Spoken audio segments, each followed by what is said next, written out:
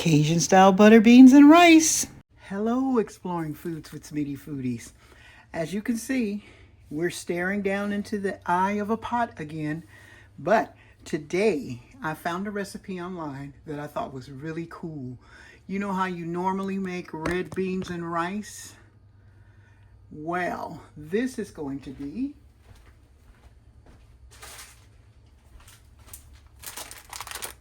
large llama beans and rice. And I hear that they taste better or just as good as the red beans and rice. So what I'm making today is New Orleans style large llama beans and rice. Okay, so let's get started. What I'm going to get started with is adding a little oil to my pot, like so. Okay, so while my pot is getting hot, I'm going to go ahead and chop up, this is andouille sausage. And they sell this in the store, but it's just not the same. This I get from a market, and I tell you, it is delicious. As a matter of fact, this is my last one, so I'm going to have to go back down there and get some more, because I like to keep it on hand. So I'm just going to get this all chopped, cut into rings like so, like you would do with your red beans and rice. These are so delicious. I've bought the ones in the store before, and they're just not the same.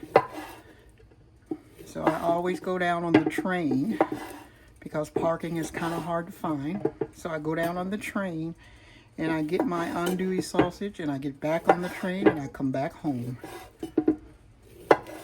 And I tell you, I went to New Orleans. My husband and I went to New Orleans for his birthday one year. And oh my God, the llama beans were so delicious. Let's get this all put in here so that it could start to brown. Okay, and while that's starting to brown, let me go ahead and chop up my onions. Okay. So I'm not making a lot because it's just me. I don't need to be cooking a lot of it, so I'm going to go ahead and stir this around. What I'm going to do is get this all stirred around. And so what I'm doing is I'm just letting it brown in its own juices, like so. Okay, and then what I'm going to do is I'm going to get ready and add some of my onions, or add my onions.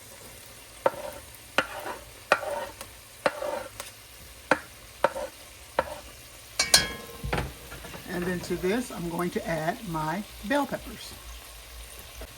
Now I keep bell peppers frozen in the freezer because I'm always using them for something. So I'm going to let this fry a little bit more before I add them.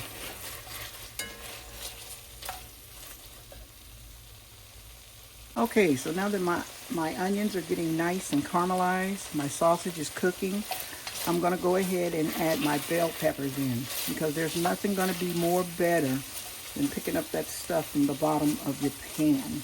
So because these are frozen, I'm going to let out some water in them.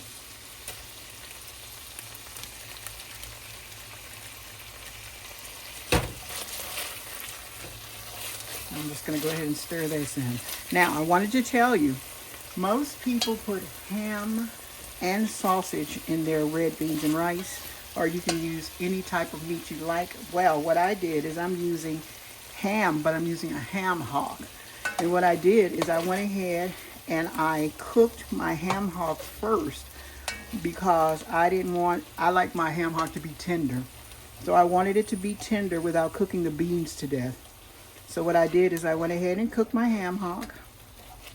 Let me get that for you. Okay, I went ahead and cooked my ham hock, and this is it. I deboned it because I don't want to be peeling out any bones. And this is just going to be part of the meat that's in there. Okay, so let's check our vegetables. Seem to be doing pretty good here. You can just smell this. It smells so delicious. Okay, so I've added my sausage and I've added my ham. So what I'm getting ready to do is to pour in my beans. Okay, so these are the large llama beans, and they've been washed and picked. You always want to wash your beans. And then to that, I'm going to add my stock from my meat that I cooked. I'm just going to pour it in there.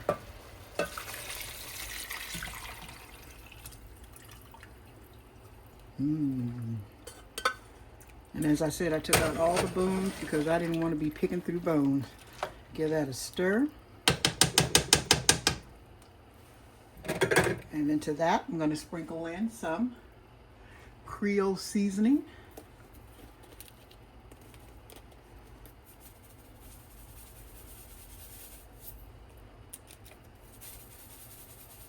There we go. And I'm going to add 2 bay leaves. Oh. Let's do 3 since they're tiny. Okay, I'm going to give it a stir, and then I'm going to put it on the back burner, and I'm going to let it do what it do. Okay, so let's give our beans a check. And I'm holding my phone, so if it starts to shake around, that's why. Oh, those look delicious. And they're starting to get real nice and creamy, which is what we want. So I'm probably going to let them cook about another 5 or 10 minutes. And then we're going to be going on to making our rice. Okay, so our llama beans are ready. They are nice and creamy. Let me get me something to drink, and we'll be having a taste. Don't they look delicious? Oh.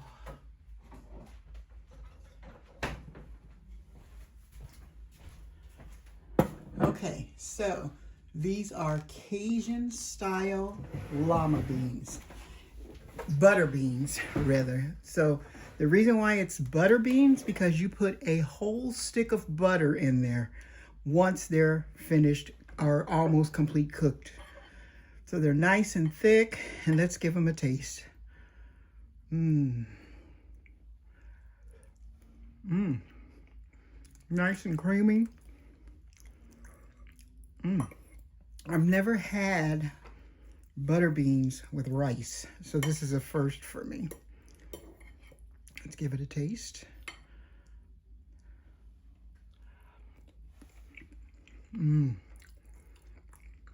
Delicious.